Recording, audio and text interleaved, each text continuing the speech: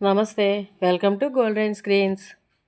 June 21న yoga day సందర్భంగా ఎంతో ప్రతిష్టాత్మకంగా అంతర్జాతీయ యోగా డే నిర్వహించడానికి అదరహ అనిపించేలా ఏర్పాట్లు చేస్తోంది భారత ప్రభుత్వం. ప్రపంచ రికార్డు సృష్టించేలా యోగా డేకి విశాఖ రెడీ అవుతోంది. బీచ్ రోడ్లో 326 కంపార్ట్మెంట్స్ రెడీ చేస్తున్నారు యోగా కోసం. మెయిన్ ఎంట్రన్స్ వద్ద కార్యక్రమాల వివరాలు తెలిసేలా ఎల్ఈడి తెరలు ఏర్పాటు చేస్తున్నారు. ఈ కార్యక్రమానికి ప్రధాని మోదీ గారు ముఖ్య అతిథిగా హాజరవుతున్నారు. యోగా డేలో పెద్ద ఎత్తున జనం పార్టిసిపేట్ చేయాలని ప్రధాని మోదీ గారు సందేశం ఇచ్చారు.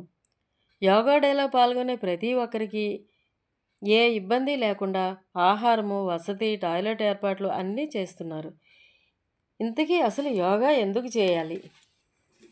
మన శారీరక మానసిక ఆరోగ్యం కోసం, ఒక ప్రశాంతమైన జీవనం కోసం యోగ సాధన చేయాలి. యోగా ఒక శాస్త్రం. ఇందులో ఎన్నో రకాల ఆసనాలు, ప్రాణాయామాలు, ఏ ఆసనాలు ఎప్పుడు వేయాలి, ఎంతో విలువైన సమాచారం యోగ శాస్త్రంలో ఉంది.